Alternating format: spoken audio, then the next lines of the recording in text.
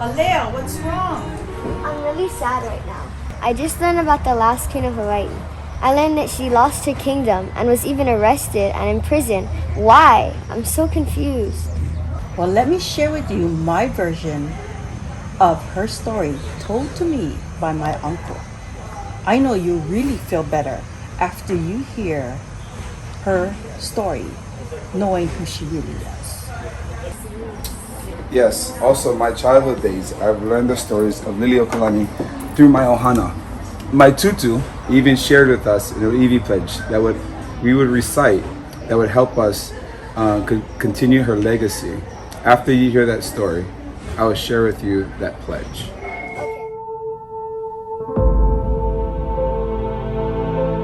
In 1838, on a clear September morning, Lydia Liliʻuokalani and Hawaiʻi was born. Her mother was Chiefess Keohokalole, and her father, Chief Kapa'akea. As the newborn Liliʻu lay in the arms of her mother for the first time, never did she think that this precious child would be the last monarch of the Hawaiian kingdom. In the traditions of Hanai, Keohokalole gave Liliʻu to the care of High Chiefess Konia, the mother of Bernice Pauahi, shortly after birth. Each kiss, each touch she savored, for she knew they would never be close again.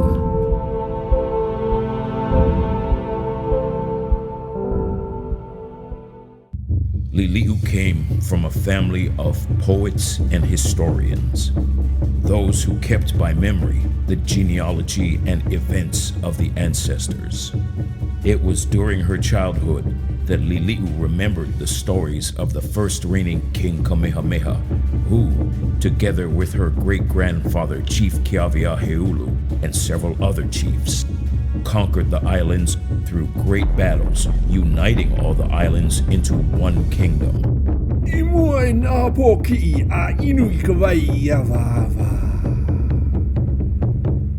Tutu.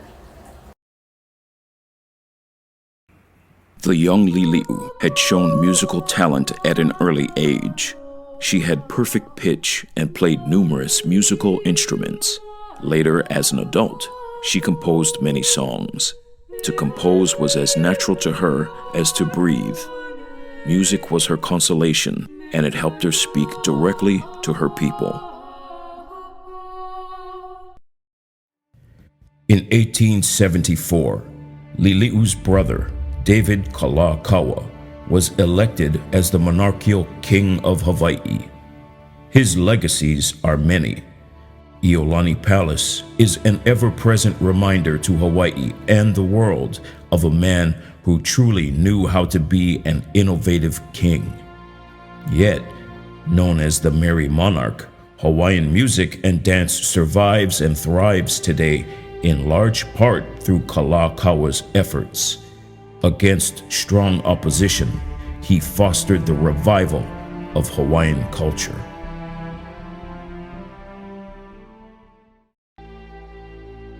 On April 11, 1877, after the passing of their brother, Prince Leleohoku, King Kalākaua declared his sister Liliʻu to be the heir apparent to the throne.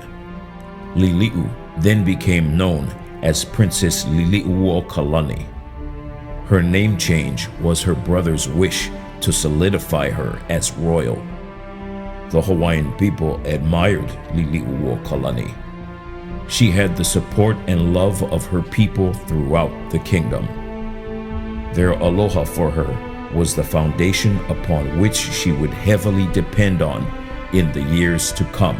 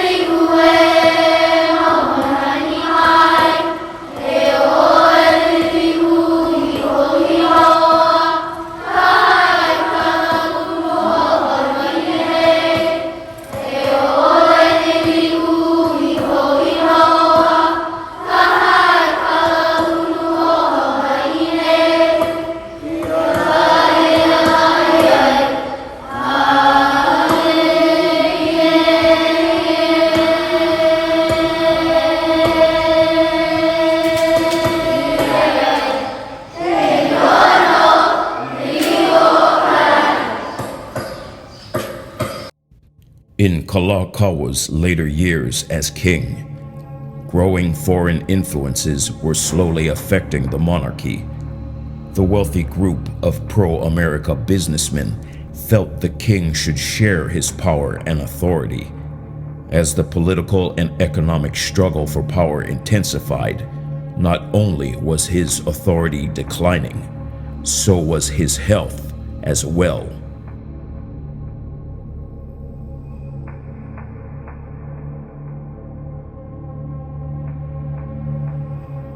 Before Kalākaua boarded the USS Charleston for San Francisco, he assigned Liliʻuokalani to be the regent monarch while he was gone. Never did Liliʻuokalani think that the embrace they shared before he boarded the ship would be their last. On January 20th, 1891, Kalākaua died while in San Francisco.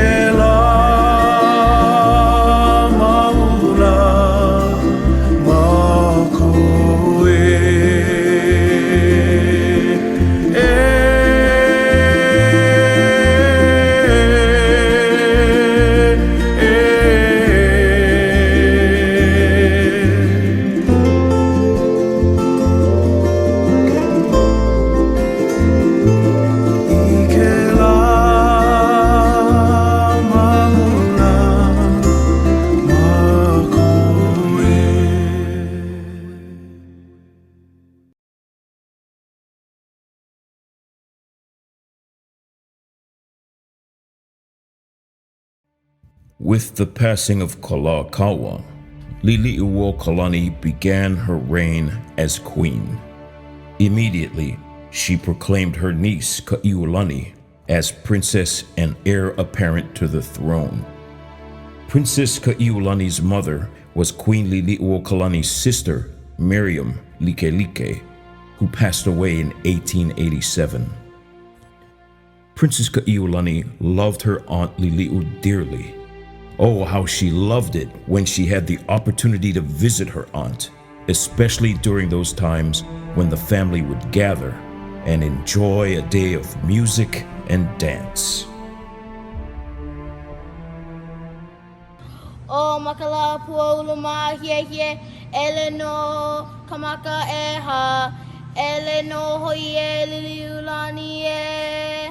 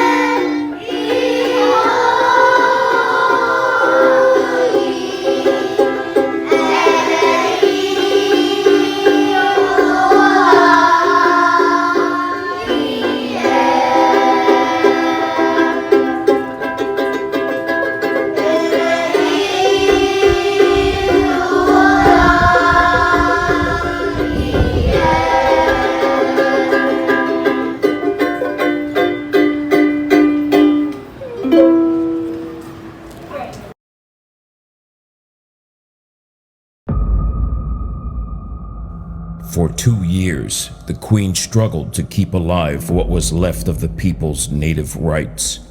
But the greed of American businessmen prevailed.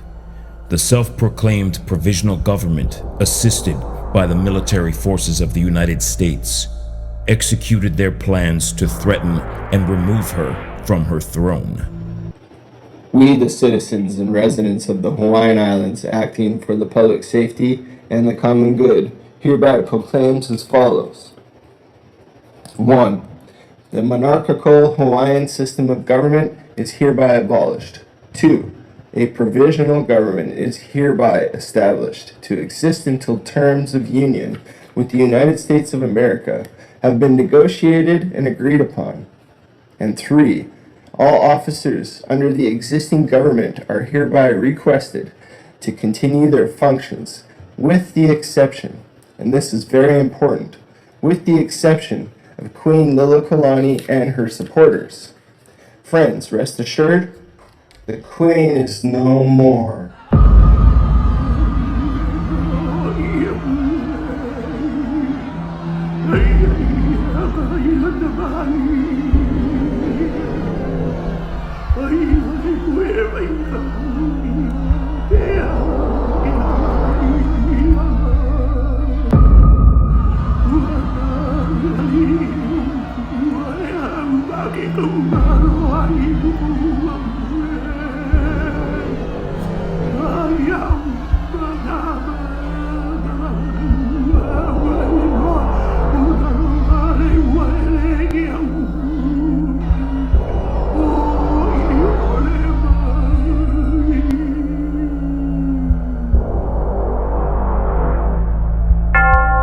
To avoid any action by military forces or any possible bloodshed, Queen Liliʻuokalani surrendered her throne, hoping that she would only surrender temporarily.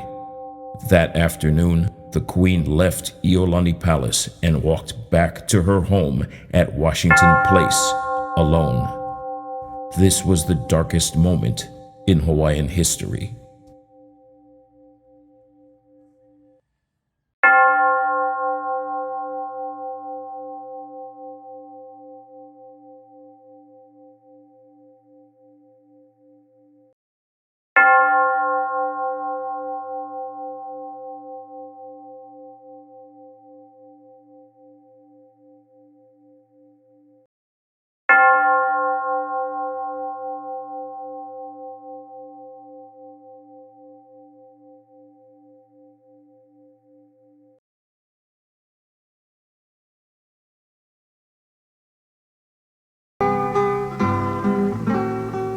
There's a song that has an interesting origin.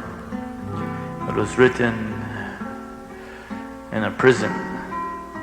That prison was the Iolani Palace, and it was written by the late Queen Liliʻuokalani. She wrote this song for a place in Waikiki that is now the location of the Holiday Inn Hotel. At one time, over there used to be a beautiful garden, as is expressed in this one song that was written behind the bars.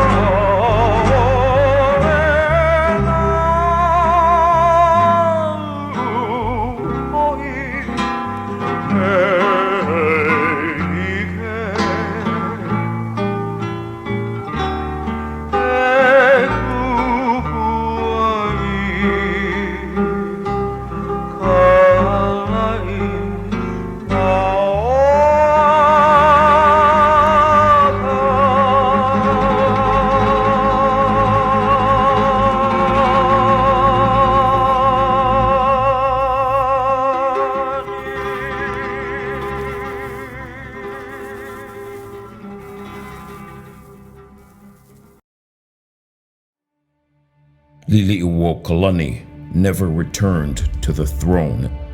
The United States of America annexed Hawaii in 1898. After many years had passed, the elderly Liliʻuokalani wrote, "I could not turn back the time for the political change, but there is still time to save our heritage.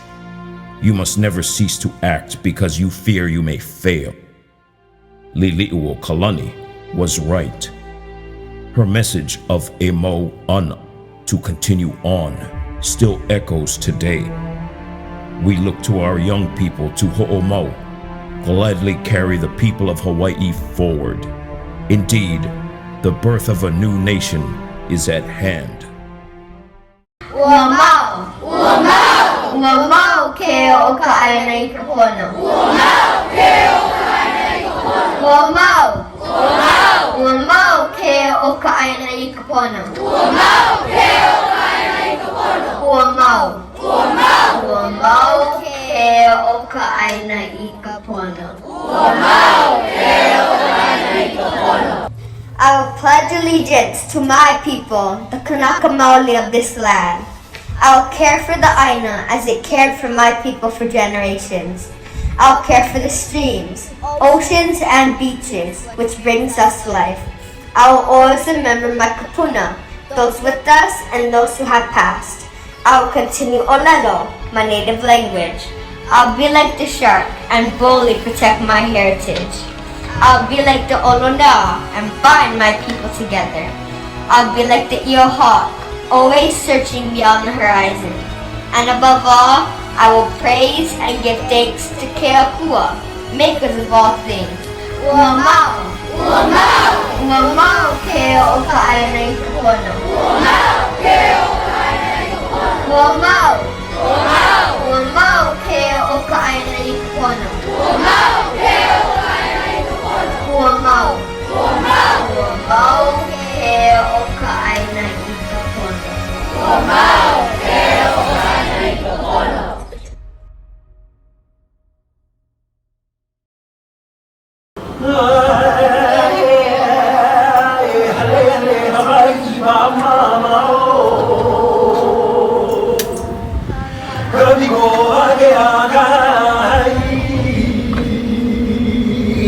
Mwenye okoro inga